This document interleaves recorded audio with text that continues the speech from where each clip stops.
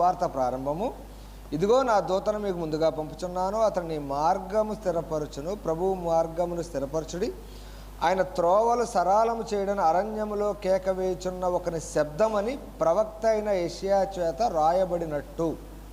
అందరూ తల వంచడానికి ప్రార్థన చేసుకుందాం. మమ్మల్ని మిక్కిలిగా ప్రేమించిన పరలోకమందున మా కన్న తండ్రి, నీ నామమునకు వందనములు, స్తుతులు, స్తోత్రములు. నాయన, గడిచిన కాలం అంతా కూడా మమ్మల్ని రెక్కల కింద భద్రపరిచి కాపాడి ఈ సమయంలో సన్నిధిలో చేరి మీ యొక్క వాక్య పరిచయంలోకి వెళ్ళుచుండగా మమ్మల్ని జ్ఞాపకం చేసుకోండి ప్రభువా.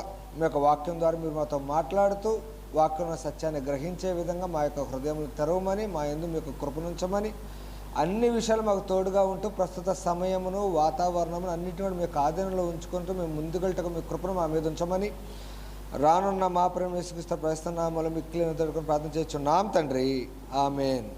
గత వారం చెప్పింది ఒక 5 నిమిషాలు జస్ట్ పైపైన అవుట్లైన్ చెప్పేసి ఈ వారం నేను ఏదైతే చెప్పాలనుకుంటున్నానో ఆ భాగంలోకి వెళ్ళిపోతాను.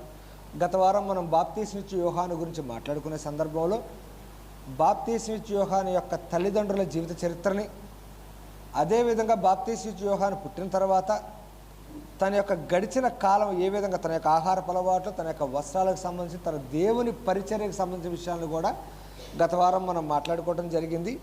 ఇదే సందర్భంలో యేసుక్రీస్తు వారి దగ్గరికి కూడా యేసుక్రీస్తు వారు హెచ్చించబడి బాప్తీసు యోహాను తగ్గించబడిన సందర్భంలో అతను చెరసాలకు వెళ్ళిన సందర్భం కూడా ఉంటుంది అక్కడ. ఆ సందర్భంలో అతనికి సందేహం కలిగి ఆ సందేహాన్ని తెలుసుకొనుటకు తన యొక్క శిష్యులను యేసుక్రీస్తు వారి దగ్గరికి పంపి, రాబోవాడవు నీవేనా, మేము వేరొకరి కొరకు ఉండాలా అన్నప్పుడు యేసుక్రీస్తు వారు కూడా మీ కన్నులతో చూచున్నారు కదా, గుడ్డివారు చూపు పొందుచున్నారు, కుష్టివారు స్వస్థ పొందుచున్నారు, మోగవాడు మాట్లాడుతున్నాడు, బేదలకు సువార్త ప్రకటించున్నవని ఇవన్నిటిని కూడా రుజువుల కింద, అంటే మెస్సయ్య అనే వ్యక్తి వచ్చినప్పుడు ఏవైతే జరుగుతాయో వాటికి సంబంధించినవి రుజువులు అని చెప్తూ వారు వెళ్ళిన తర్వాత పుట్టిన వాళ్ళు ఇతను గొప్పవాడని, ఆ తర్వాత శిష్యులతో మాట్లాడే సందర్భంలో రాబోవు ఏలియా ఇతడే అనే విషయాన్ని కూడా యేసుక్రీస్తు వారు చెప్పడం జరుగుతుంది. ఇది ఇంకా మనకు స్పష్టంగా ఎక్కడ ఉంటుందంటే మత్తయి సువార్త 17వ అధ్యాయానికి వెళ్తే, మత్తయి సువార్త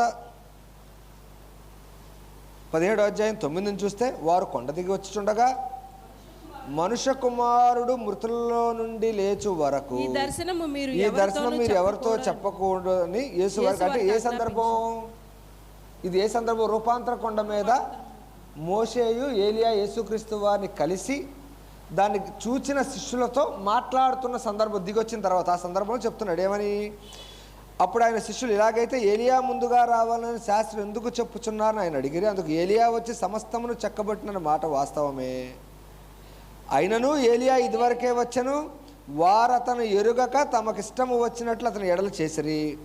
మనుష్య కుమారుడు కూడా అలాగే వారి చేత శ్రమలు పొందబోచున్నాడని మీతో చెప్పుచున్నాను. అప్పుడు బాప్తీసమిచ్చి యోహానును గూర్చి తమతో చెప్పినను శిష్యులు గ్రహించిరి. అంటే బాప్తీసమిచ్చి యోహానే ఏలియాగా వారి యొక్క స్వభావంతో రాబోచున్నాడు అనే దాన్ని ఇక్కడ చెప్తూ ఏలియా గారి గురించి కూడా ప్రస్తావించడం కనిపించింది. అసలు ఏలియా గారేంటి, ఏలియా గారి గురించి సందర్భం ఏంటని మనం పాత నిబంధనలోకి వెళ్ళినప్పుడు రాజుల గ్రంథం, మొదటి రాజుల గ్రంథము 17వ అధ్యాయం నుండి 2వ రాజుల గ్రంథం దాదాపు 2వ అధ్యాయం వరకు కూడా ఏలియా గారి జీవిత చరిత్ర, ఏలియా గారి ప్రస్తావన మనకి పాత నిబంధనలో కనిపిస్తూ ఉంటుంది. అసలు ఏలియా గారికి బాప్తీసు యోహాను గారికి పోలికను ఎందుకు తీసుకొచ్చారనే విషయాలన్నీ కూడా ఈ గ్రంథంలో పొందుపరచడం కనిపిస్తుంది మనకి. వెళ్ళేకుంది వాటి గురించి ఆలోచించేకుంది. ఏలియా గారి గురించి అర్థం అవ్వాలి అంటే ఈ 17వ అధ్యాయం నుండి ఫస్ట్ మాట ఏంటంటే అతను రాజు అయిన ఆహాబు వద్దకు వెళ్ళినట్టుగా కనిపిస్తుంది మనకు మొదటి వచనంలో. అసలు ఆహాబు ఎవరిని గమనిస్తే అతను ఎవరు? ఇశ్రాయేలీల మీద రాజు అని. ఇశ్రాయేలీల ఈ రాజులకు సంబంధించిన వృత్తాంతానికి వెళ్తే, నేను గతంలో పోయిన వారం చెప్పడం జరిగింది, జస్ట్ పైపైన చెప్పి నేను టాపిక్కి వెళ్ళిపోతుంటే ఇది గుర్తుంటాం. దాన్ని ఒకసారి రీక్యాప్, మనం చాలా సీరియల్స్లో వాటిలో కూడా చూస్తూ ఉంటాం. సీరియల్ ఏంగానే ఏం చేస్తారు, ఫస్ట్ రీక్యాప్ అంటే గత, ఎందుకు పొరపాటు మనం మర్చిపోయినా మనకు గుర్తు లేకపోయినా ఆ రీక్యాప్ చూసినప్పుడు ఏమవుతుంది, ఈరోజు జరిగేదానికి ఆటోమేటిక్గా మన యొక్క బ్రెయిన్ కనెక్టివిటీ అయింది, వెంటనే ఈ కనెక్షన్ వెంటనే క్రియేట్ అయింది. అలాగే జస్ట్ ఇది రీక్యాప్ అంతే, ఒక 5 నిమిషాలు మాట్లాడి నేను దాంట్లోకి వెళ్ళిపోతాను. ఎక్కువ టైం కూడా తీసుకొని, ఎందుకంటే ఇది కూడా ఎక్కువ సాగిస్తే మళ్ళీ బోరు కొట్టేసిద్ది. రాజుల చరిత్రకి వెళ్ళిపోతే సౌలు మహారాజు, మొట్టమొదటి ఇశ్రాయేల్ మీద రాజు ఎవరు? సౌలు మహారాజు. అతను ఎంతకాలం పరిపాలించాడు? 40 సంవత్సరాలు పరిపాలించాడు. అతని నుంచి దేవుడు రాజ్యాన్ని తీసి ఎవరికి అప్పగించాడు? దావీదు గారికి అప్పగించాడు. అతను ఎంతకాలం పరిపాలించాడు?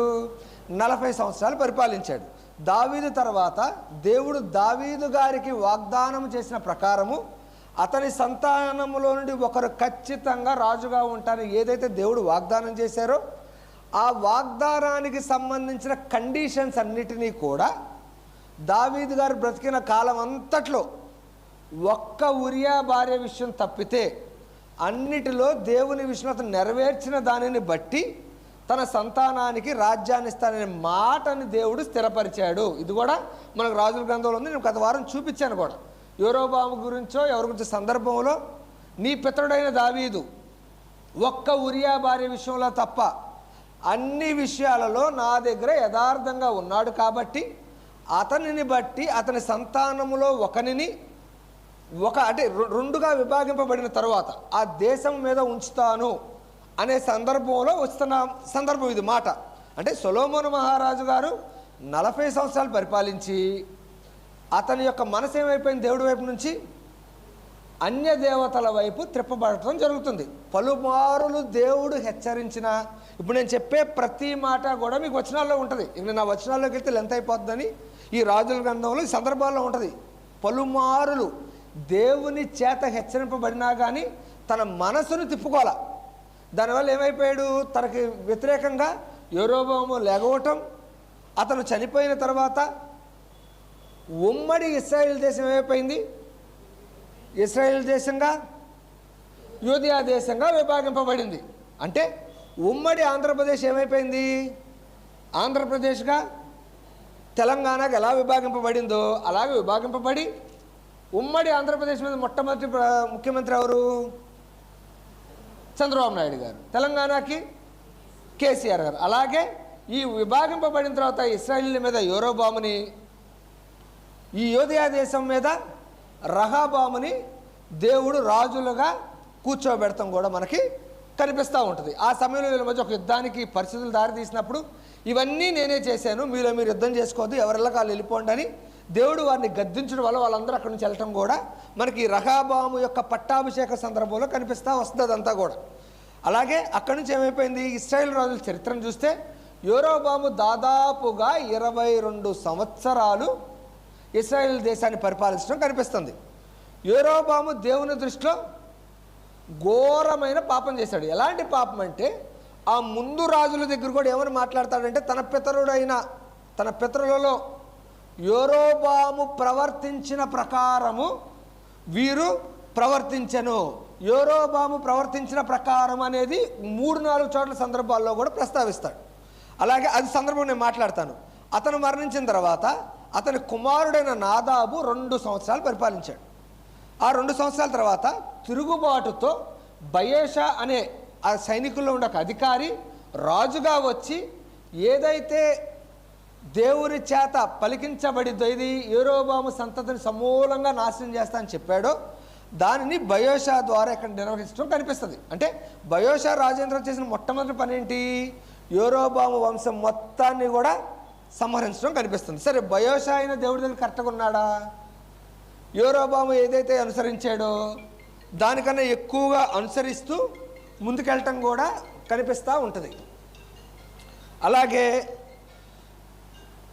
బయోషా 24 సంవత్సరాలు పరిపాలించిన తర్వాత అతని కుమారుడైన ఎలా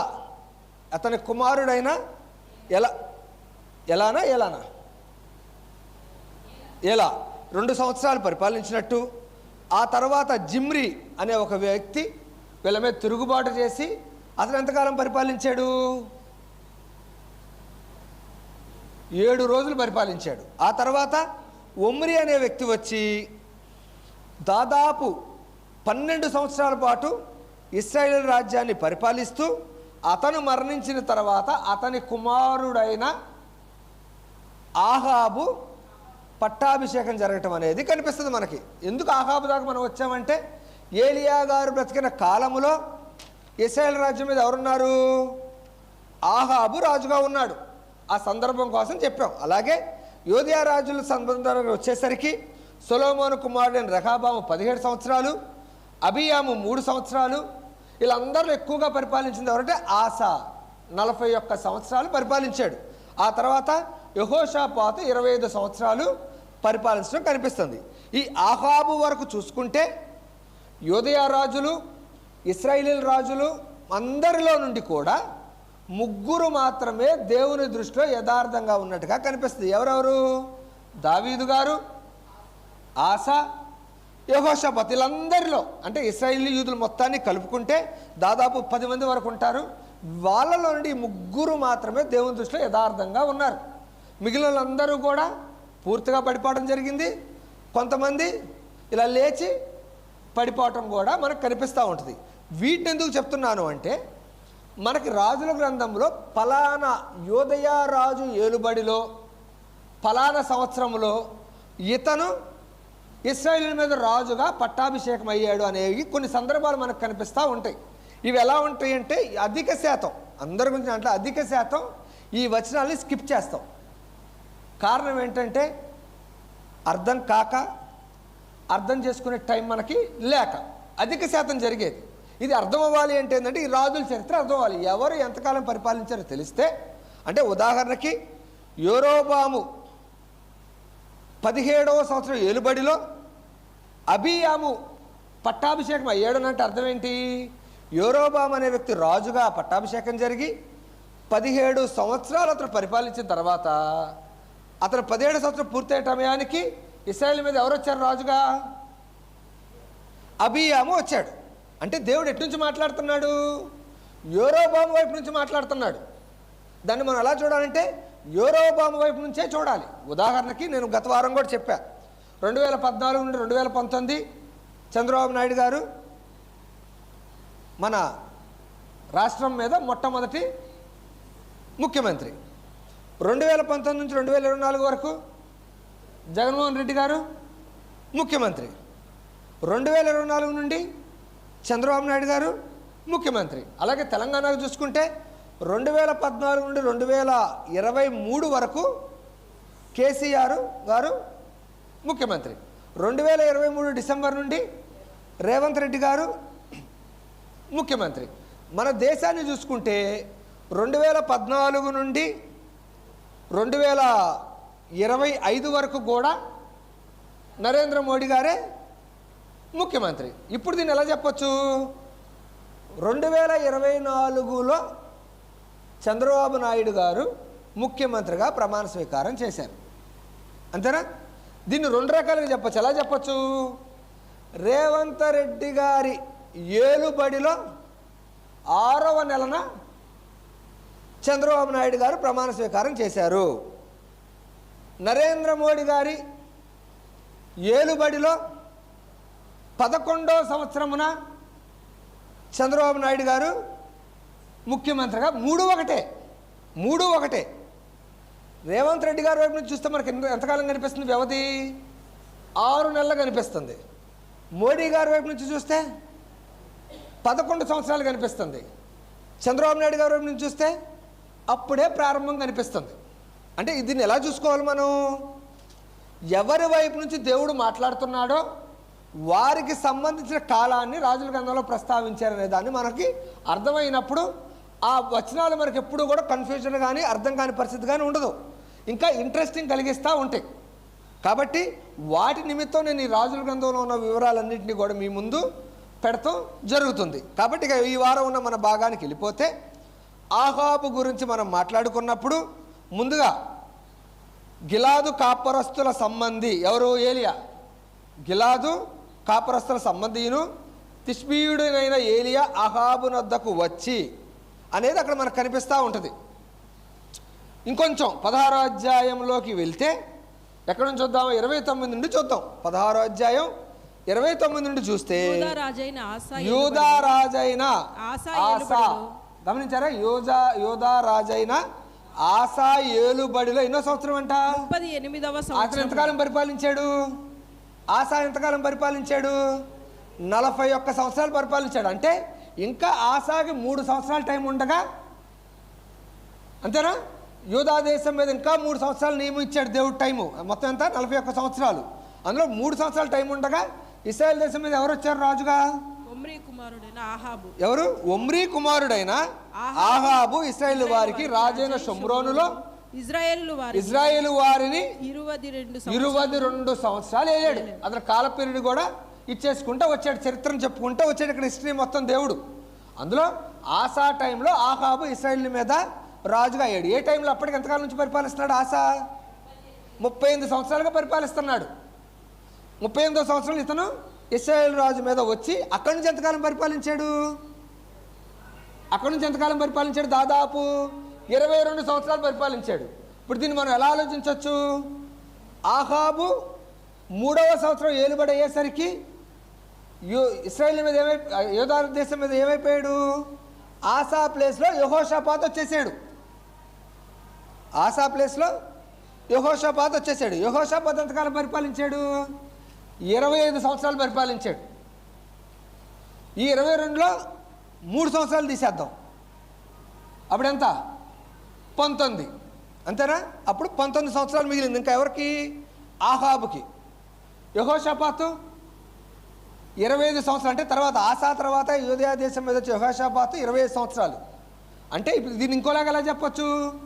ఆహాబు ఏలుబడిలో 19వ సంవత్సరంలో యెహోషాపాతు యూదా దేశం మీద రాజుగా పట్టాభిషేకం జరిగినవు. అంతేనా? అంటే అది అర్థం అవడానికి చెప్తున్నా, కన్ఫ్యూజన్ లేకుండా ఎలా చదివితే మనకు ఇది అర్థం అవ్వాలి. అంటే ఏ రాజు ఎంతకాలం పరిపాలించాడో ఖచ్చితంగా మనకు అవగాహన ఉండాలి. అది లేకపోతే మళ్ళీ ఈ క్యాలిక్యులేషన్స్ మనకి అర్థం కావు. అసలు వద్దనుకుంటే అసలు ఇబ్బందే లేదు. అక్కడ అర్థం కాదు, మనకు అక్కర్లేదు అనుకుంటే ఇబ్బందే లేదు. తెలుసుకోవాలనుకుంటే మాత్రం ఖచ్చితంగా ఈ వివరాల మీద మనకు అవగాహన ఉండాలి. Okay, done. 22 సంవత్సరాల పాటు పరిపాలించాడు. పరిపాలిస్తూ వెంటనే సర్టిఫికేట్ ఇచ్చాడు. 30వ వచనం ఏమని ఇచ్చాడు? ఒమ్రీ కుమారుడైన ఆహాబు తన పూర్వీకులందరినీ మించినంతగా యెహోవా దృష్టికి చెడుతనం చేశాడంట. అది ఎలాంటి చెడుతనం? 31లో ఇచ్చాడు. ఏమని? నెబాతు కుమారుడైన యెరోబాము జరిగించిన పాపక్రియలు. అసలు యెరోబాము గారి పేరు తీసుకొస్తానే ఉన్నాడు. ఈయన ఎన్నో రాజు? అప్పటికే 4వ 5వ యెరోబాము తర్వాత. అప్పటికి కూడా ఎవరు మెన్షన్ చేస్తున్నాడు? అప్పటికి కూడా ఏముందంట? ఏది యెరోబాము అనుసరించాడో అదే పాపం వస్తుంది. అసలు యెరోబాము ఏమనుసరించాడు పాపం? యెరోబామును ఎన్నుకున్నది ఎవరు? దేవుడు. యెరోబాముకు వాగ్దానం చేసింది ఎవరు? దేవుడు. ఏమని వాగ్దానం చేశాడు? నీవు నా ఎడల నీతి కార్యములు జరిగించిన ఎడల ఏ విధంగా నేను దావీదుని ఆశీర్వదించి అతని వంశంలో ఒకరికి యూదా రాజ్యాన్ని శాశ్వతంగా ఇచ్చానో నీ వంశంలో నుంచి కూడా ఒకరిని నేను శాశ్వతంగా ఇస్తా అని చెప్పి వాగ్దానాన్ని కండిషన్స్తో ఇచ్చాడు. వితౌట్ కండిషన్ దేవుడు ఎప్పుడు బైబిల్లో ఇవ్వడు. కండిషన్ ఏం పెట్టాడు? నీవు నీతి న్యాయంగా బ్రతకాలి, అలా బ్రతికితే నీ తర్వాత సంతతికి నేను దీన్ని కానుకగా అనుగ్రహిస్తాను అనే వాగ్దానాన్ని చేశాడు. అయినా కానీ పాపం చేశాడు. ఏం పాపం చేశాడు? ఒక్కసారి ఆ భాగానికి వెళ్దాం, అది చూస్తే బాగుంటుంది. ఎక్కడ? రాజుల గ్రంథం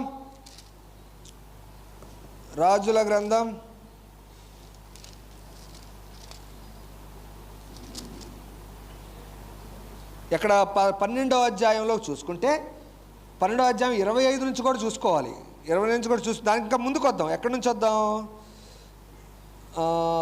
26 నుంచి చూద్దాం. 25 నుంచి వద్దాం. తర్వాత యెరోబాము ఎఫ్రాయిము మన్యమందు షెకెమును పట్టణమును కట్టించి అచట కాపురం ఉండి అచట నుండి బయలుదేరి పెనూయేలును కట్టించెను. కట్టించి ఏమని చేశాడు?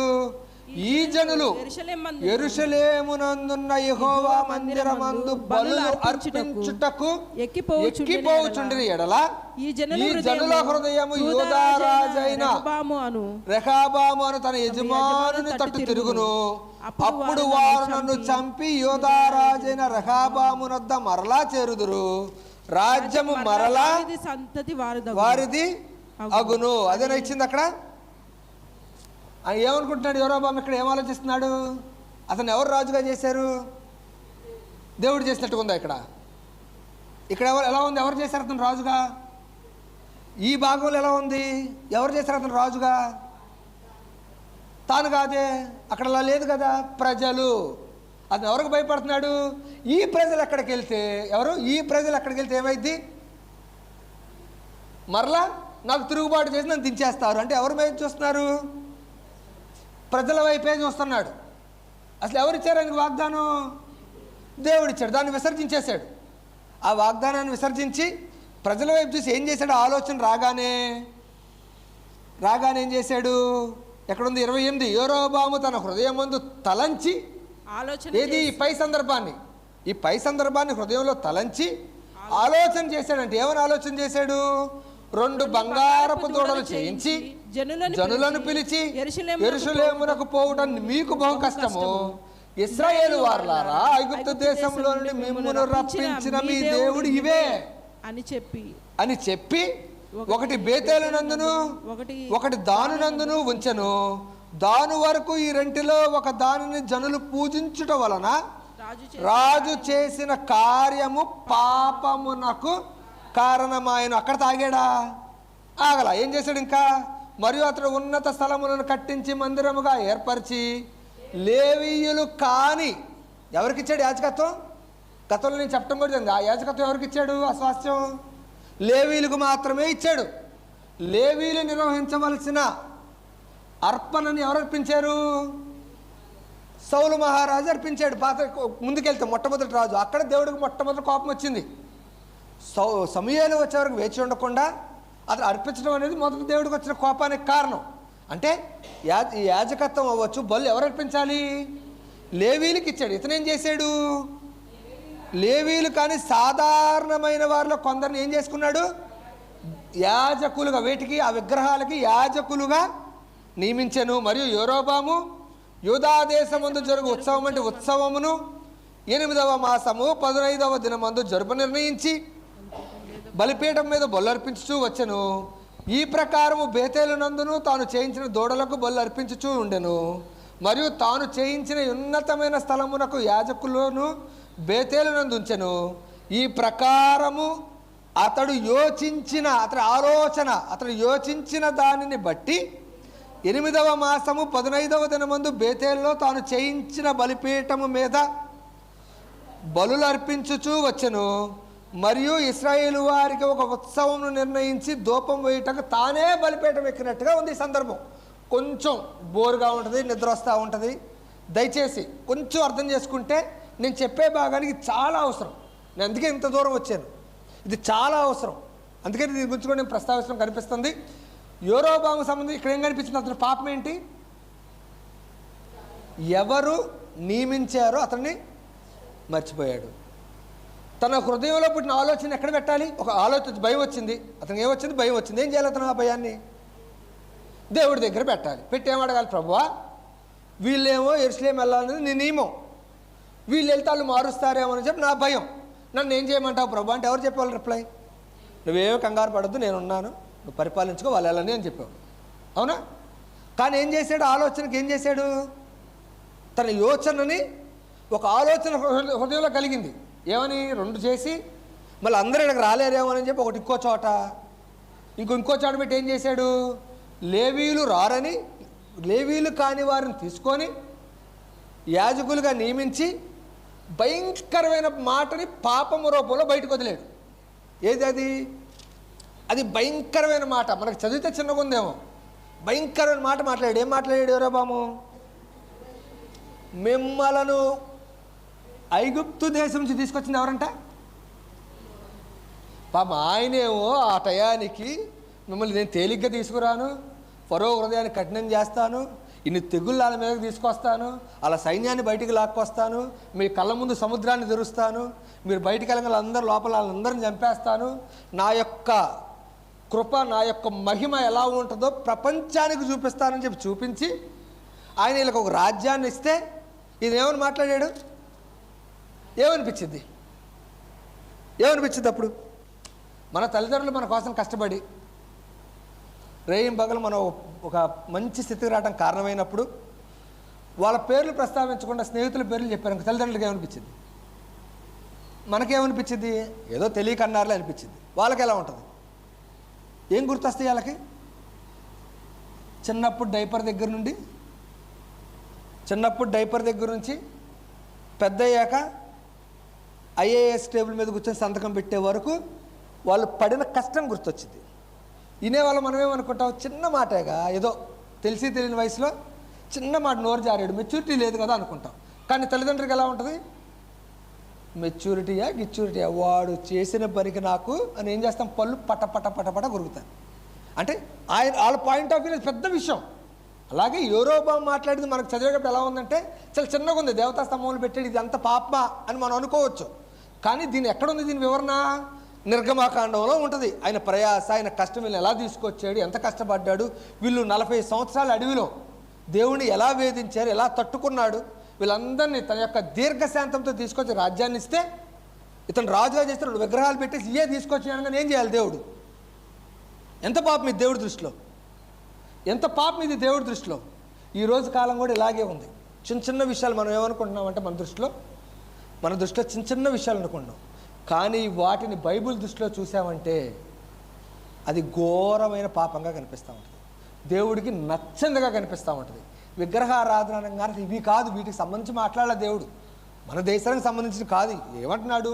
తన స్థానంలో దూడల్ని వీటిని పెట్టి ఆయన కష్టాన్ని దానికి పూశారు.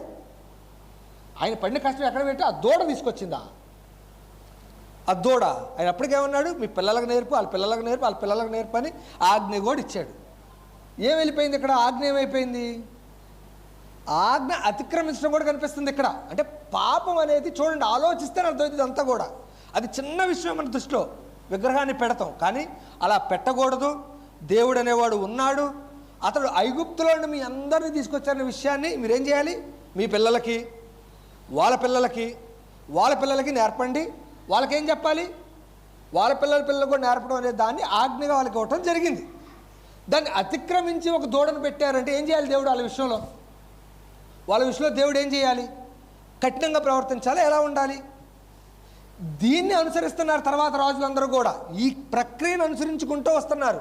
అందుకే దేవుడు ప్రస్తావించాడు యెరోబాము జరిగించిన విధముగా. అసలు యెరోబాము ఏం జరిగించాడు? ఇది జరిగించాడు. ఇది జరిగించేసరికి దేవుడు కోపం వచ్చి నీ సంతానం మొత్తాన్ని నేను నిర్మూలిస్తానని చెప్పి, ఎవరు నిర్మూలించారు? బయోషా చేత మొత్తాన్ని కూడా సంహరించడం కనిపిస్తూ ఉంటుంది ఇక్కడ. సో మనం 16వ అధ్యాయం చివరిలో ఉన్నాం. ఎక్కడ? పాపక్రియలు, ఏది జరిగించిన పాపక్రియలు. యెరోబాము జరిగించిన ఘోరమైన పాపం ఏదంటే దూడని పెట్టి దూడని ఆరాధించండి, ఈ దూడ మిమ్మల్ని ఐగుప్తులోంచి తీసుకొచ్చిందనే మాట దేవుడి దృష్టిలో ఘోరమైనది, చాలా ఘోరమైనది. దాన్ని ఆయన వ్యభిచారంతో కూడా పోల్చాడు. కీర్తనల గ్రంథంలో దాన్ని వ్యభిచారంతో పోల్చాడు దేవుడు. సో ఆ వచనం అలాగే ఉంచండి. ఈ కిందకు వచ్చేస్తే ఇక్కడ ఒక అద్భుతమైన మాట కూడా మెన్షన్ చేశారు. ఏమని? నెబాతు కుమారుడైన యెరోబాము జరిగించిన పాపక్రియలను అనుసరించి నడుచుకొనుట. చిన్న విషయం అనుకుంటున్నాడు. అమ్మో నేను ఇంత పెద్ద పాపం చేస్తాను అనుకోవట్లా ఆహాబు. ఏమనుకుంటున్నాడు? చాలా చిన్న విషయం అబ్బా, ఇది చాలా చిన్న విషయం, మా పితరులాగా చేయొచ్చు. ఇంకా చాలా పెద్ద పెద్ద విషయాలు దేవుడి దగ్గర. ఇది దేవుడికి అంతా ఇంపార్టెంట్ కాదు. అక్కడ ఉంది అర్థం అదేనా? వస్తున్న అర్థం అదేనా? ఏమని? స్వల్ప సంగతి అంటే అది దేవుడు తన మీద ఆగ్రహించే విషయం కాదనుకుంటున్నాడు. స్వల్ప సంగతి అనుకొని అతడు సీదోనీయులకు రాజైన ఎద్బయలు కుమార్తె అయిన యెజబేలును వివాహము చేసుకొని బయలుదేవతను పూజించుచు వానికి మ్రొక్కుచుండెను. షోమ్రోనులో తాను బయలునకు కట్టించిన మందిరమందు, బయలు అంటే దేవుడికి అదొక దేవతకు పేరు పెట్టి కట్టించాడు. బయలు జబా అని ఏదో ఉంటుంది. అది ఇంకా మనకు ముందుకెళ్ళి ఎగుని తగిలిద్ది. అది షోమ్రోనులో తాను బయలునకు కట్టించిన మందిరమందు బయలునకు ఒక బలిపీఠమును కట్టించెను. మరియు ఆహాబు దేవతా స్తంభం ఒకటి, దానికి ఏమని పేరు? ఆషేరా.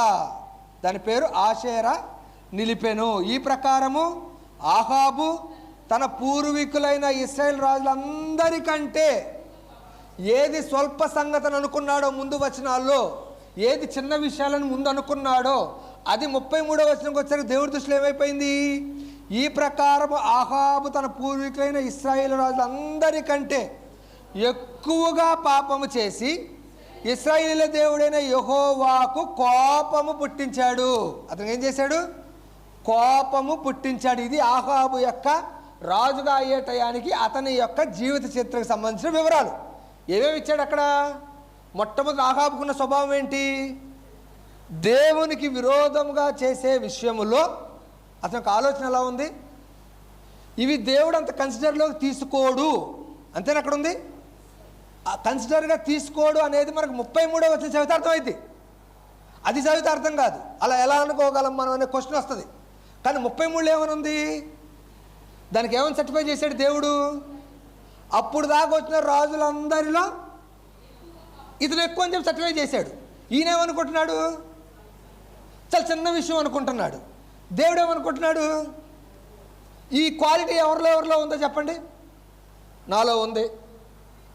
నాలో అయితే ఉంది. ఏ క్వాలిటీ? నేను చేసి చిన్నది అనుకుంటున్నాను. ఇది చిన్నదా పెద్ద ఎక్కడ చూడాలి నేను? ఇది చిన్నదా పెద్ద నేను ఎక్కడ చూడాలి? వాక్యంలో చూడాలి. అంతేనా? వాక్యంలో చూడాలి. నేను ఎక్కడ చూసుకుంటున్నాను? నాలో చూసుకొని, నాలో నేను ఆలోచించుకొని, నాలో నేను యోచించుకొని ఇది కరెక్ట్ అనుకుంటున్నాను. దాని గురించి సామెతల్లో కూడా ఏమంది? ఒకరి మార్గం అతనికి యథార్థంగా ఉంటుందంట. దానికి సరైనది ఎవరు చూపిస్తారు? దేవుడు చూపిస్తాడు. ఇక్కడ కూడా ఎలా ఉంది? ఆహాబు ఏం చేస్తున్నాడు? తనకు చిన్న విషయం దేవుడి దృష్టిలో ఎలా ఉంది? పెద్ద విషయం. క్యాలిక్యులేషన్ మిస్ అయిపోయాడు. అతను ఒక్కడే మిస్ అయ్యాడా? ఈ కాలం ఎవ్వరు మిస్ అవ్వట్లేదా? నేను మిస్ అవ్వట్లేదా? మీరు మిస్ అవ్వట్లేదా? అందరం మిస్ అవుతున్నాం. కానీ ఎలా ఉన్నాం? ఆహాబు వలే ఉన్నాం. ఇంకా వెళ్దాం. ఆ భాగాలు కూడా నేను ముందుకెళ్ళే ముందు వాటి గురించి మాట్లాడతాను. ఆహాబు గొప్ప పాపం చేసినట్టుగా కూడా దేవుడు చేసి ఏం చేశాడు? ఆ పాపం వల్ల దేవుడికి ఏం కలిగింది? కోపం పుట్టింది. ఆయన మీద కోపము పుట్టింది. ఇక్కడికి ముందుకు వచ్చేస్తే అతడు సీదోనీయులకు రాజైన ఎద్బయలు కుమార్తె అయిన యెజబేలును వివాహము చేసుకొని, ఎవరిని వివాహం చేసుకున్నాడు? యెజబేలు అనే ఆమెని వివాహం చేసుకున్నాడు. చేసుకొని ఏం చేశాడు? వాళ్ళ దేవతలను పూజించటం అనేది ప్రారంభించినట్టుగా మనకి కనిపిస్తూ ఉంటుంది. ప్రారంభిస్తా వాళ్ళ దేవతల్లో ఒకటైన బయలునకు బలిపీఠం కట్టాడు. దేవతా స్తంభాన్ని నిలిపి దేవుని దృష్టిలో ఘోరమైన పాపం చేయటం మనకి ఇక్కడ భాగం కనిపిస్తుంది. దీన్ని కూడా ఇలాగే ఉంచండి. పోయిన వారం నేను బాప్తీసు యోహాను గురించి మాట్లాడాను. ఆడ కొన్ని భాగాలు మాట్లాడుకున్నాం. ఈ భాగం కూడా ఉంచండి. ఇక్కడ ఎవరెవరు కనిపిస్తున్నారు క్యారెక్టర్లు మనకి? ఆహాబు, యెజబేలు. యెరోబాము అయిపోయిన చరిత్ర. మనం యెరోబాము దగ్గరికి ఎందుకు వెళ్ళామంటే ఆహాబు గురించిన వివరం కోసం యెరోబాము దగ్గరికి వెళ్ళాం. మళ్ళీ యెరోబాము పాపం దగ్గరికి ఎందుకు వెళ్ళాం? ఆహాబు దానికన్నా ఘోరంగా చేశాడు అనేది ఉన్నప్పుడు అసలు అతను ఏం చేశాడో తెలుసుకోవడానికి ఆ యెరోబాము దగ్గరికి వెళ్ళాం. ఇక్కడ మనకు కనిపిస్తుంది ఎవరు? ఆహాబు, యెజబేలు. ఇది ఇలా ఉంచేసి కోపం పుట్టిన దేవుడు ఏం చేశాడంటే 17వ అధ్యాయాన్ని క్లుప్తంగా మాట్లాడుతున్నాను. యెహోవా దేవుడు ఏం చేశాడంటే 17వ అధ్యాయంలో ఆ దేశము మీదకి వర్షాన్ని దాదాపు 3 సంవత్సరాలు ఆపినట్టుగా ఉంటుంది. 3 సంవత్సరాలని 17వ వచనం మొదట్లో ఉండదు. మొదటి వచనం ఏమని ఉంటుంది? ఏలియాని అహాబు వద్దకు వచ్చి, ఎవని సన్నిధిని నేను నిలబడి ఉన్నానో ఇశ్రాయేలు దేవుడైన ఆ యెహోవా జీవము తోడు నా మాట ప్రకారము గాక ఈ సంవత్సరములో కాదు, అక్కడ ఈ సంవత్సరములలో అంటే రాబో సంవత్సరములలో అని అర్థం. దానికి అర్థం ఈ సంవత్సరం అంటే ఆ జరిగే సంవత్సరం అని, సంవత్సరములలో అంటే రాబోవు సంవత్సరాల్లో. ఎంత అనే నెంబర్ అక్కడ మెన్షన్ చేయలేదు దేవుడు. మెన్షన్ చేయకుండా వర్షము పడదని ప్రకటించలేదు. దీని కనెక్టివిటీ ఎక్కడ ఉంటుందంటే 18వ అధ్యాయం మొదటి వచనంలో ఉంటుంది. అనేక దినములైన తరువాత 3వ సంవత్సరమందు యెహోవా వాక్కు ఏలియాకు నేను భూమి మీద వర్షము కురిపింపబోచున్నాను. ఎప్పుడు? రాబోవు సంవత్సరములలో. అంటే ఎన్ని సంవత్సరాలు? 3 సంవత్సరాలు. అంటే ఒక చోట ఇవ్వలేదు దీని వివరం. మనకేంటంటే విని ఉన్నాం కాబట్టి దేవుడు పాటల్లో కూడా పాడి ఉన్నాం కాబట్టి 3 సంవత్సరాలు వర్షం కూడా లేదు, 3 సంవత్సరాలు వర్షం కూడా లేదు అనుకుంటాం. కానీ లేఖనాల్లోకి వచ్చేసరికి 17వ అధ్యాయం మొదటి వచనంలోనేమో వర్షం రాదు అని ఇచ్చాడు. అది ఎంతకాలం పడలేదు అనేది 18వ అధ్యాయం మొదటి వచనంలో ఇచ్చాడు. ఎంతకాలం? 3 సంవత్సరాలు వర్షం రాదని ప్రకటించి అయిపోయింది అక్కడితో. పిమ్మట యెహోవా వాక్కు అతనికి ప్రత్యక్షమై, నీవిచ్చడి నుండి తూర్పు వైపునకు పోయి యొర్దానునకు ఎదురుగానున్న కెరీతు వాగు దగ్గర దాగి ఉండుము. ఆ వాగు నీరు నీవు త్రాగుదువు. అచ్చటికి నీకు ఆహారము తెచ్చినట్టు నేను కాకోలములు అంటే కాకులు. ఈ స్టోరీ కూడా మనందరికీ తెలుసు. ఆజ్ఞాపించితనని అతనికి తెలియజేయగా అతడు పోయి యెహోవా సెలవు చొప్పున యొర్దానునకు ఎదురుగానున్న కెరీతు వాగు దగ్గర నివాసము చేశాను. కాకులు ఏం చేస్తున్నాయి? ఆహారం తీసుకొచ్చి ఇవ్వటం. అంటే ఇక్కడ మనకి ఏం కనిపిస్తూ ఉంటుంది? నేను గతంలో చెప్పా, దేవుని మాటని మనిషి ఇంటలేదేమో కానీ దేవుని మాటని దేవుడు సృజించిన మనుషులు తప్ప అన్నీ వింటని. ఆగ్నేయగా సముద్రం అయిపోయింది, పొంగటం ఆగిపోయింది, నీళ్ళు అల్లా ఆగిపోయింది, గాలి ఆగిపోయింది, వర్షం ఆగిపోయింది, చేపలు అనగానే యోనాను వచ్చి మింగింది, అనేక చేపలు వచ్చి పేతురుగారి వల్ల పడ్డాయి. సింహాన్ని అనగానే ఆకలితో ఉన్న సింహాల, నార్మల్గా ఉన్న సింహాలు, అవి ఆకలితో ఉన్న సింహాలు. అవి కూడా ఏం చేసినాయి? మన ఇంట్లో కుక్క పిల్ల ఎలా కూర్చుంటుందో అలా దానియేలు గారి సమక్షంలో నిలబడిపోయి ఉన్నాయి. కారణం, ఆయనకి వారికి మధ్య దేవదూత నిలబడి నోరు మూయి కూర్చో అలా కూర్చున్నాయి. వింటనయ్యా? ఎవరింటలేదు? మనిషి ఇంటలేదు, అన్నీ వింటున్నాయి. మనం పెంచుకునే కుక్క మన మాట వినకపోతే ఏం చేస్తాం? అదే పని దేవుడు చేస్తే ఏమంటున్నాం? మనం పెంచుకునే కుక్క మన మాట అనకుండా అరుస్తుంది, వచ్చిన వాళ్ళ మీద ఏం చేస్తాం? పటాపట రెండేస్తాం. మరి ఆయన నమ్మిన, ఆయన దగ్గర విశ్వాసం ఉండాల్సిన మనల్ని ఆయన మాట అనకుండా ప్రవర్తిస్తే మనల్ని ఏం చేయాలి? దేవుడు మా కంట్రోల్లో పెడతాం. ఏం చేయాలి?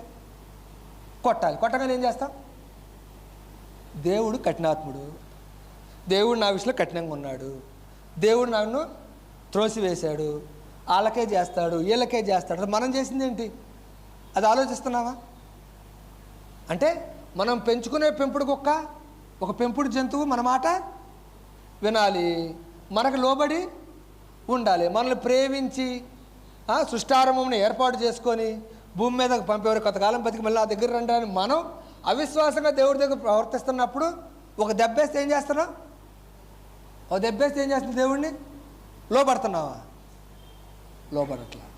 ఇక నేను మళ్ళీ అటు భాగాలకి నేను పక్కకి జరగాల్సి వచ్చేది. కాబట్టి ఇక ఇందులోకే వచ్చేస్తే అతను అక్కడ ఉండటం, అట్లా ఆహారాన్ని ఏర్పాటు చేయటం మనకు కనిపించింది. ఎలా? ఎంతకాలం? కొంతకాలం. అంతేనా? అక్కడ కొంతకాలం ఉన్నట్టుగా 7వ వచనంలో కనిపిస్తూ ఉంటుంది. అంటే డైరెక్ట్ కొంతకాలం అని ఉండదు. అక్కడ 6వ వచనం చూడండి, అక్కడ కాకోలములు ఉదయమందు రొట్టెను మాంసముని. మాంసం అనేది కూడా హైలైట్ టాపిక్. ఎందుకంటే ఏది వాటికి ఇష్టమో వాటిని విసర్జించటం దేవుడు సృజించిన సమస్తములో మనుషులకు తప్ప మిగిలిన వాటికి ఇష్టంగా ఉంటుంది. కాకి ఏం చూడంగా ఎత్తుకు వెళ్ళిపోద్ది? ముక్క కనిపిస్తే. అలాంటి కాకి ఏం చేస్తుంది? ఇక్కడ అలాంటి కాకి ఏం చేస్తుంది? తన స్వభావానికి, తన ఇష్టానికి విరోధముగా దేవుని ఇష్టాన్ని నెరవేర్చడానికి ప్రయాసపడుతుంది. మనకేది ఇష్టం? మనుషులకు ఏది ఇష్టం? పాపము చేయటం ఇష్టం. అంతేనా? అంటే పాపానికి ఆకర్షించబడి పాపానికి లోబడటం ఇష్టం మనకి. మనం ఏది విసర్జించి దేవుడి దగ్గరికి వెళ్ళాలి? కాకి ఇక్కడ ఏం చేసింది? తనకిష్టమైన దాన్ని దేవుడి కొరకు ఏలియాకి ఇవ్వటం అంటే తన పాయింట్ ఆఫ్ వ్యూలో విసర్జించింది. తన ఇష్టాన్ని దేవుని మాట కొరకు విసర్జించింది. మనం ఏం చేయాలి? ఏది మన స్వభావంలో బాల్యము నుండి ఆకర్షించబడి దానికి లోనై దాసులుగా ఉంటాం, ఆ పాపాన్ని విసర్జించి దేవుడి దగ్గరికి వెళ్ళాలి. ఇప్పుడు ఎవరు కరెక్ట్గా? కాకొద్దు, జంతువుల గురించి పెట్టుకోండి. జంతువులు కరెక్ట్గా ఉన్నాయా? మనం కరెక్ట్గా ఉన్నామా? జంతువులే. జంతువులు అంటే ఏమేమి వస్తాయి? కుక్క, బురదలో తిరిగే పంది. బురదలో తిరిగే పంది జంతువేగా. ఇది దేవుడికి లోపడుతుందా లేదా? బురదలో తిరిగే పంది దేవుడికి లోపడుతుందా లేదా? ఇస్త్రీ బట్టలు వేసుకునే నేను లోపడుతున్నానా? లోపడతలేదా? ఇప్పుడు చెప్పండి, ఈ బురదలో తిరిగే పంది కరెక్ట్గా ఉందా? నేను కరెక్ట్గా ఉన్నానా? నేను ఎవరినంటే నేను జస్ట్ అక్కడ ఉన్నది చెప్తున్నాను అంతే. ఈ బురదలో తిరిగే పంది కరెక్ట్గా ఉందా? నేను కరెక్ట్గా ఉన్నానా? ఈ బురదలో తిరిగే పంది కన్నా నేను ఏమైపోయాను? దేవుడి దగ్గర. కారణం, అవి ఇష్టమైనవి విసర్జిస్తున్నాయి, నేను నా ఇష్టమైన దేనికోసం దేవుణ్ణి విసర్జిస్తున్నాను. చూసారా ఎంత తేడా ఉందో? అంటే బురదాన్ని బట్టి ఇది మనకి ఎలా ఉంది? హీనంగా ఉంది. నేను చెప్పిన మాట పేతురు రాసిన పత్రికలో ఉంది. బురద కడిగితే పందిపోదు, మనం కూడా పాపం నుంచి రావు అనే మాట పేతురు రాసిన పత్రికలో ఉంది. అక్కడ ఉన్న మాటే చెప్పా, నా సొంత మాట నేను చెప్పలా. కాదు ఇప్పుడు నేను మళ్ళీ వాటికి వెళితే టాపిక్ వేరు. అది జస్ట్ పైపైన వీటి గురించి స్టోరీ చెప్పుకుంటూ వెళ్తున్నాను కాబట్టి హింట్ ఇస్తున్నాను అంతే. చూసుకుంటే 7వ వచనానికి వచ్చేద్దాం. ఎక్కడ 6 నుంచి, అక్కడ కాకోలములు ఉదయమందు రొట్టెను మాంసమును అస్తమందు రొట్టెను మాంసమును అతని యుద్ధకు తీసుకొని వచ్చుచుండెను. అతడు వాగు నీరు త్రాగుచూ వచ్చాను. ఎంతకాలం? కొంతకాలమైన తరువాత దేశంలో వర్షము లేక నీరు ఎండిపోయాను.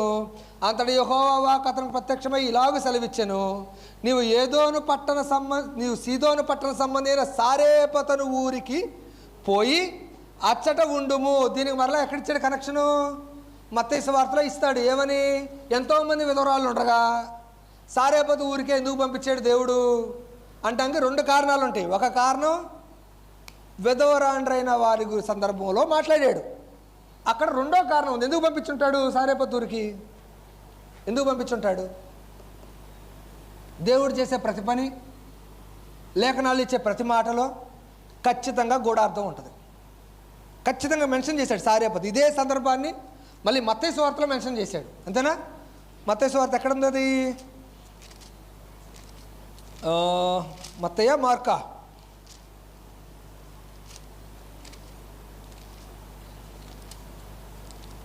పోయిన వారం చూసాం కదా. అది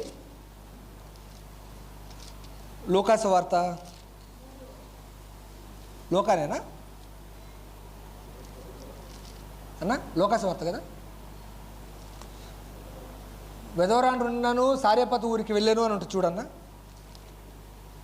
లూకాసు వార్త 4:25 ఉంటుంది. ఏమని? ఏలియా దినముల యందు 3 ఏండ్ల 6 నెలలు. ఇక్కడ పూర్తి టైం ఇచ్చాడు. ఎంత? 3 సంవత్సరాల 6 నెలలు ఆకాశము మూయబడి దేశమంతటను గొప్ప కరువు సంభవించినప్పుడు ఇశ్రాయేలు అనేక మంది విధవరాండ్రుండునను ఏలియా సీదోనులోని సారేపతను ఊరిలో ఉన్న విధవరాలు ఎందుకే కానీ ఎవని యొద్దకు పంపబడలేదు అనిచ్చి కింద కూడా ఏమన్నాడు? ఎలీషా కాలం ముందు ఇశ్రాయేలు అనేక కుష్ఠరోగులుండినను సిరియా దేశస్థుడైన నయమాను తప్ప మరి ఎవ్వడును శుద్ధి నొందలేదని నేను మీతో నిశ్చయముగా చెప్పుచున్నాను అన్నాడా? ఈ 2 సందర్భాలు ఏం చెప్పాడు? అక్కడ విధవరాండ్రిని అనేక విధవరాండ్రలో ఆమెను ఏర్పాటు చేసుకున్నాను. ఇక్కడ అనేక మంది కుష్ఠరోగుల్లో అతనికి స్వస్థతనిచ్చానని చెప్పే సందర్భంలో మాట్లాడాడు. అంటే ఆ ఒక్క కారణం మీద సారేపతు వెళ్ళాడా? ఆ ఒక్క కారణం కోసమే ఇక్కడ ఇచ్చాడు భాగం. ఎందుకు వెళ్ళాడు అసలు సారేపతు? వాగు దగ్గర బాగానే ఉంది కదా. వాగు దగ్గర బాగానే ఉంది. ఎందుకు వెళ్ళాడు సారేపతు? ఆలోచించండి. ఇది చెప్తా. ఈ భాగం ఇలాగే ఉంచి ఇక కింద కంటిన్యూ అవుదాం. ఎక్కడ? రాజుల గ్రంథం. ఇది కొంచెం ముక్కలుగా ఉంటుంది. నేను మెయిన్ పాయింట్కి వెళ్ళినప్పుడు ఈ ప్రతిదీ యాడ్ చేసినప్పుడు ఏంటంటే ఇది మొత్తం ఇలా రౌండ్ వస్తుంది.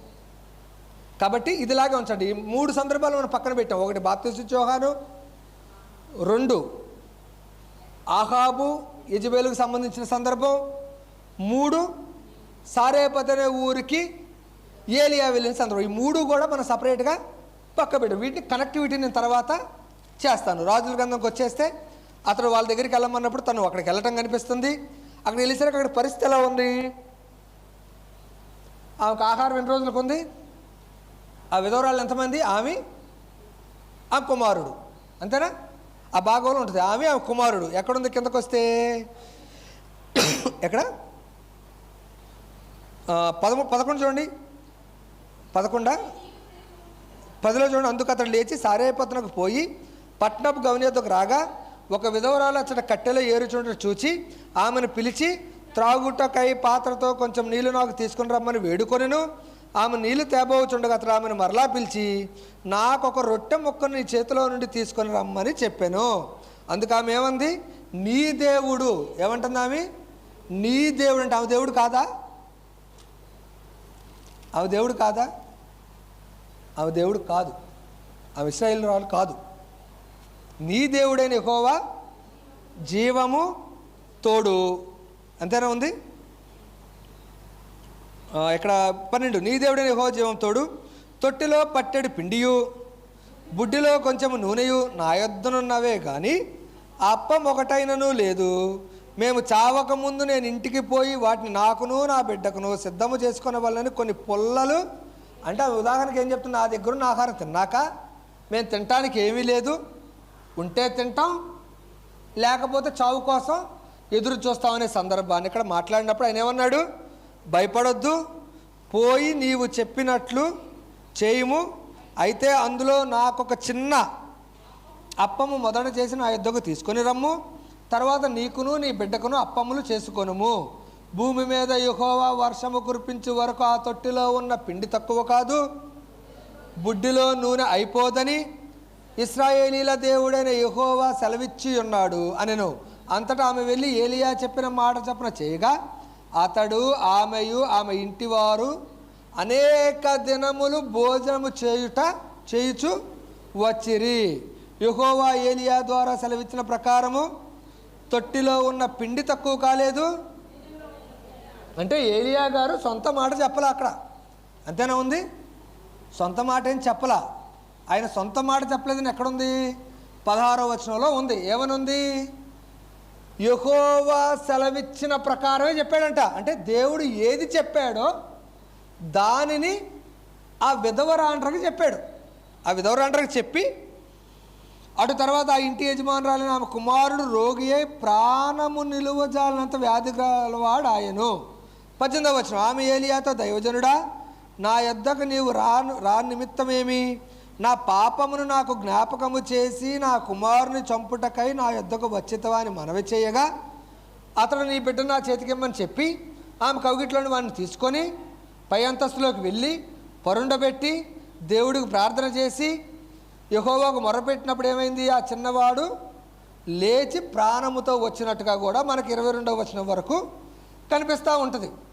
అప్పుడు 23వ వచనం, ఏలియా చిన్నవాడిని తీసుకొని గదిలో నుండి దిగి ఇంటి ప్రవేశించి వాని తల్లికి అప్పగించి, ఇదిగో నీ కుమారుడు వాడు బతుకుచున్నాడు అని చెప్పగా ఆ స్త్రీ ఏలియాతో ఏమంది, నీవు దైవజనుడివై ఉన్నావనియు నీవు పలుకుచున్న యెహోవా మాట నిజమనియు క్రియను బట్టి ఎరిగింది.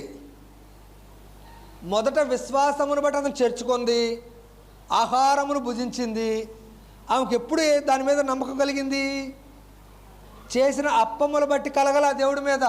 కలకబోగ ఏమంది, నా పాపాన్ని జ్ఞాపకం చేసి నన్ను చూపించడానికి, నా కుమారుడిని చంపడానికే నువ్వు వచ్చావని అతన్ని సందేహించడం కూడా కనిపిస్తుంది. ఏలియా కూడా ఏమని ప్రార్థన చేశాడు, పైకి వెళ్ళి 21లో ఆ చిన్నవాని మీద ముమ్మారు తాను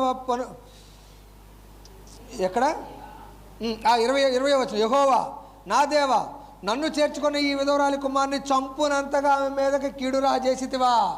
నన్ను చేర్చుకుందయ్యా, ఇప్పుడు ఆమెను చంపామనుకో నింద ఎవరి మీద పడిద్ది, నింద ఎవరి మీద పడితే నా మీద పడిద్ది. అలాంటిది నా మీద రావకుండా చూడమని ప్రార్థన చేయగానే ఏం చేశాడు, ఆ బాలుడికి స్వస్థత కలుగు చేశాడు. కలిగిన స్వస్థతను బట్టి ఆమె ఏమైనా రియలైజ్ అయింది, నీవు నమ్మిన దేవుడే నిజమైన దేవుడు. ఇలాంటి రియలైజేషన్స్ ఎక్కడెక్కడ వచ్చినాయి, ఇంకా యోనా గ్రంథంలో కూడా కనిపిస్తాయి. ఆయన సముద్రంలో ఇంకా ఏమైపోయింది, వెంటనే ఏం చేశారు, యెహోవాకు బలులు అర్పించినట్లుగా కూడా మనకు అక్కడ కనిపిస్తూ ఉంటుంది. అంటే ప్రతి సందర్భం మనకు ఎలా ఉంది, క్రియ అంటే యథార్థత కనిపిస్తుంది మనకు అక్కడ. ఇది ఓకే, ఇదంతా కూడా మనకు తెలిసిన స్టోరీ. సారేపతను ఊరికి వెళ్ళాడు, సారేపతను ఊరిలో ఒక విధవరాండి అంటే ఆ 3 సంవత్సరాలు ఉన్నట్టుగా, ఆ 3 సంవత్సరాలు కూడా గిన్నెలో ఉన్న పిండి అవటం లేదు, నూనె అవటం లేదు. 3 ఇక్కడ మనకి ఇంకో వచనం కనిపిస్తుంది, ఏమని, ఆమె కూడా యథార్థంగా ఉన్నట్టుగా కనిపిస్తుంది. అంటే దేవుని మాటకు లోబడింది. దేన్ని బట్టి, మాకొంది ఇంతే, అది తిని మేము చచ్చిపోవడానికి సిద్ధంగా ఉన్నా ఉన్నాడు. ఏమన్నాడు ఏలియా గారు, మీరు చావరు, ఆ పిండి అవ్వదు, మొదటిది నాకి అంటే ఆ మాటగా ఏమైంది, ఆ మాట ఎవరిది, దేవుడి మాట. అది అతని మాట కాదు కదా. అంటే ఇప్పుడు ఆమె ఎవరికి లోబడినట్టు. అలాగే ఇక్కడ నిలబడి ఎవరైనా వచ్చు, ఇక్కడ ప్రపంచంలో ఎవరైనా వచ్చు, ఒక మాట మాట్లాడినప్పుడు ఆ మాటను మనం ఏం చేయాలి, లేఖనాలతో కంపేర్ చేసుకోవాలి. కంపేర్ చేసుకొని ఆ మాట లేఖన ప్రకారం ఉందనుకోండి, ఆ మాటను ఏం చేయాలి? విశ్వసించి ఆ మాటకి లోబడాలి. ఆ మాటకి లోబడుతుంటే ఎవరికి లోబడుతున్నట్టు? చెప్పేవానికా చెప్పించిన వానికా? చెప్పించిన వానికి లోబడినట్టు. ఎందుకు? ఆ మాట నాది కాదు, ఇక్కడ నిలబడిన వ్యక్తిది కాదు. ఎవరిది ఆ మాట? దేవుడిది. మనం ఇక్కడ 9వ వచనం 10వ వచనం చూసుకుంటే ఏదో ఏలియా గారు చెప్పినట్టుగా ఉంటుంది అక్కడ మాట. నువ్వు తీసుకురా, నేను చూసుకుంటా అన్నట్టు ఉంటుంది. కానీ అదే మాట 16కి వచ్చేసరికి ఏముంది? ఏలియా గారు తానంతట తాను చెప్పలా. ఇదే మాట మనకు యోహాను సువార్తలో తెలిసి, దేవుని నా అంతట నేను ఏది మీకు బోధించట్లా, నా అంతట నేను మీకు ఏది బోధించట్లా, నా తండ్రి నాకు ఏది చెప్పాడో దానినే మీకు బోధిస్తున్నాను. నా తండ్రి సత్యవంతుడైనప్పుడు నేను సత్యవంతుడే, నేను బోధించేది కూడా సత్యమే. ఎక్కడుంది ఇది? ఈ మాట స్వయాన్ని ఎవరు చెప్పారు? యేసుక్రీస్తు వారే చెప్పారు. అలాగే ఇక్కడ ఏలియా గారు ఏమంటున్నారు? ఆయన మాట కాదు అది, ఆయన మాట కాదు, దేవుని మాట. ఆమె ఎవరికి లోబడింది? దేవునికి లోబడింది. దేవునికి లోబడింది కాబట్టి ఆమె మీదకి వచ్చే ప్రమాదాన్ని ముందుగా ఎవరు గ్రహించారు? కుమారుని రూపంలో ఆమెకి ఒక విపత్తు రాబోతున్నది అనేదాన్ని ఎవరు గ్రహించారు? ఎవరికి తెలుసు? ముందుగా దేవుడికి తెలుసు. అందుకే మత్తయి సువార్తలో చెప్పాడు, అనేక విధవరాండ్రు ఉన్నా అక్కడికి ఎందుకు పంపాడంటే ఆమె దేవుడికి లోబడే స్వభావం ఉంది. First point. సెకండ్ పాయింట్, ఆ లోబడిన దాన్ని క్రియలో చూపించిద్ది. ఈ రెండు దృష్టిలో పెట్టుకొని అక్కడికి పంపించాడు. దాని వివరణ యేసుక్రీస్తు వారు మత్తయి సువార్తలో చెప్పారు. అందుకే మనకి యెషయాలో ఉంటుంది, దేవుని వాక్యం కొంత ఇచ్చట కొంత అచ్చట, అంటే వాటిని లింక్ చేసుకోవటం అనే దాన్ని మనం అలవాటు చేసుకోవాలి. ఈ విధవరాండ్ర దగ్గరికి ఎందుకు వచ్చారంటే, ఈ విధవరాండ్ర గురించి డైరెక్ట్ సర్టిఫికేట్ యేసుక్రీస్తు వారు ఇచ్చారు. ఏమని? అనేక మంది ఉన్నారు ఇశ్రాయేలు దేశంలో, కానీ అతను సారేపత్ అనే ఊరిలో ఆమె దగ్గరికి ఎందుకు పంపారంటే, ఆమె దేవునికి లోబడే స్వభావం ఉంది, నువ్వు వెళ్ళంగానే ఆమె నన్ను చేర్చుకుంటుంది. రెండోది ఏంటి? నువ్వు వెళ్ళటం కూడా నాకు అవసరం. ఎందుకు అవసరం? వెళ్ళటం? ఆమెకు ఒక విపత్తు ఉంది. ఆమెకు తన కుమారుడు తప్పితే ఎవ్వరూ లేరు. ఆ కుమారుడు ఆమెతో ఉండాలి అంటే నువ్వు ఆ ఇంటికి వెళ్ళాలి. నీకు ఆహారం సమృద్ధిగా దొరకాలి అంటే నువ్వు ఆ ఇంటికే వెళ్ళాలి అనే దాన్ని ఈ మత్తయి సువార్తలో భాగం ఇక్కడున్న మాటలను బట్టి మనం దగ్గర పెట్టుకుంటే అర్థమవుతుంది. దీన్ని మనం లింక్ కూడా చూడాలంటే కీర్తన గ్రంథంలో ఉంటుంది. దీనికి లింక్ వచ్చినాం. ఏమని? ఎన్నో వచ్చినాం చెప్తాను ఒక్కసారి, ఒక్క నిమిషం. 33:19 వచ్చినాం. కీర్తన గ్రంథం 33:19. యెహోవా దృష్టి ఆయన యందు భయభక్తులు గల వారి మీదను ఆయన కృప కొరకు కనిపెట్టుకుని వారి మీద. ఎవరి మీద ఉందండి ఆయన దృష్టి? ఆయన దృష్టి ఎవరి మీద ఉంది? ఉండాలి కండిషన్స్ అయ్యి, కృప కొరకు కనిపెట్టేవారే ఉండాలి, భయభక్తులు కలిగి ఉండాలి. ఇప్పుడు ఆ ఇంటికి తను పంపించాడంటే దేవుని దృష్టి ఎవరి మీద ఉంది? ఆమె కృప కొరకు కనిపెట్టేది కాబట్టి నీ దేవుడైన యెహోవా జీవము తోడు అందా. నీ దేవుడైనా, నీ దేవుడు చెప్పాడా నేను చేస్తాను, నీ దేవుడు చెప్తే నేను చేస్తాను, అదే దాని మాటకు అర్థం. ఎందుకు? ఏలియా సొంత మాట చెప్పలే, అక్కడ దేవుని మాట చెప్పాడు, ఆ మాటకు లోబడింది. అంటే ఆమెకి ఏముంది? దేవుని ఎడల భక్తి ఉంది, లోబడే స్వభావం ఉంది, ఆయన కృప కొరకు కనిపెట్టే తత్వం అనేది ఆమెలో కనిపిస్తుంది. అంటే వీటిని లింక్ చేసి ఆలోచించాలి. లింక్ చేసి ఆలోచిస్తేనే నేను చెప్పి బాగా అర్థమైంది ఇక్కడ ఉన్న కాన్సెప్ట్ ఇది. అంటే సారేపత్ అనే ఊరికి ఏలియా వెళ్ళటం అవసరమే, సారేపత్ అనే ఊరికి ఏలియా రావటం విధవరాండ్రకు అవసరమే. కారణం, ఇతరుడు దేవుడికి భయభక్తులు కలిగిన వాడు, ఈమె కూడా ఆయన కృప కొరకు అంటే ఆయన మాటకు లోబడే స్వభావం కలిగింది. ఈమెకు భవిష్యత్తులో ఏమి రాబోతుంది? ఒక విపత్తు రాబోతుంది. ఆ విపత్తును గ్రహించి ఆమె దేవుని యొక్క స్వభావాన్ని బట్టి దేవుడు ఏం చేసాడు? ఇద్దరు ఒక చోటకి తీసుకొచ్చాడు. ఎంతకాలం ఉన్నారు? దాదాపు 3 సంవత్సరాల 6 నెలలేనా? 3 సంవత్సరాల. మత్తయి సువార్తకు వచ్చారు 3 సంవత్సరాల 6 నెలలని ఉంది. మరలా ఆయన అక్కడి నుంచి ఎప్పుడు వచ్చాడు? నువ్వు మరలా వెళ్ళి అహాబును కలిసి ఈ వర్తమానం చెప్పనే వరకు అక్కడ ఉన్నట్టుగా ఉంటుంది మనకి. ఎక్కడ? రాజుల గ్రంథం 17-18 చూసుకుంటే 18వ అధ్యాయం మొదటి వచనంలో ఏముంటుంది? నువ్వు ఆహాబు దగ్గరికి వెళ్ళు అని ఉంటుంది. అప్పటి వరకు అక్కడ ఎక్కడున్నాడు? విధవరాండ్ర దగ్గర ఉన్నాడు. అంటే మనకు ముందు ఇది ఉంది కదా, మరలా ఏది? కేరేతు వాగు. అంటే దాదాపు 3 సంవత్సరాల పాటు ఆమె దగ్గర ఉన్నట్టుగా, ఈ 3 సంవత్సరాలు ఒకరి అవసరాన్ని ఇంకొక అవసరం దేవుడు గుర్తించినట్టు కనిపిస్తుంది. దీన్ని బట్టి మనకు అర్థమవుతుంది ఏంటి? ఎప్పుడైతే దేవునికి లోబడే స్వభావం, దేవుని మాటకి లోబడే స్వభావాన్ని మనం ధరిస్తామో, మనకొచ్చే ఆపదని కూడా దేవుడు గ్రహించి దానికి అనుగుణంగా మన మనసుని తిప్పుతారు. దానికి ఉదాహరణే ప్రతి వారం లేదా సంవత్సరానికి జరిగే సాక్ష్యాలు. ఏమని చెప్తాం? సాక్ష్యాలు ఏమని చెప్తారు? నేను పలానా అనుకున్నాను, దేవుడు నన్ను అటువైపు వెళ్ళనీయలేదు, ఆ టయానికి దేవుడు పలానా వ్యక్తి ద్వారా నాకు తెలియజేశాడు, దేవునికి మహిమ కలుగును గాక, అంతే అని చెప్తుంది. కానీ కన్క్లూజన్ ఏమివ్వాలి అసలు అక్కడ మనం? దీనిని బట్టి, ఈ సాక్ష్యాన్ని బట్టి ప్రతి ఒక్కరూ కూడా దేవుడికి లోబడి ఉండాలి. మన చివరి మాట ఏముండాలి? చివరి మాట ఏమై ఉండాలి? దేన్ని బట్టి చేశాడు దేవుడు నా విషయంలో సాక్ష్యం? నాకు మేలు జరిగింది, ఆ మేలు నేను సాక్ష్యంగా చెప్తున్నాను. దేన్ని బట్టి నాకు ఆ మేలు జరిగింది? ఆయన కృప కొరకు కనిపెడుతుంటే నా మీద దృష్టి ఉంటుంది. నాకు ఒక మేలు జరిగిద్ది అంటే మనం చెప్పే సాక్ష్యంలో కన్క్లూజన్ ఏముండాలి? చివరి మాట ఏముండాలి? మీరు కూడా దేవునికి, లేదా మనము కూడా దేవునికి లోబడి ఉంటే దేవుడు ఖచ్చితంగా మనకి మేలు చేస్తాడు. మనం ఏం చెప్తాం? ఇది చెప్పం. ఏం చెప్తాం? నేను రోజు ప్రార్థన చేసుకుంటా, నేను రోజు బైబిల్ చదువుతా, నేను రోజు చర్చికి వెళ్తా, అందుకే దేవుడు నాకు ఈ మేలు. ఇక్కడే ఉంది.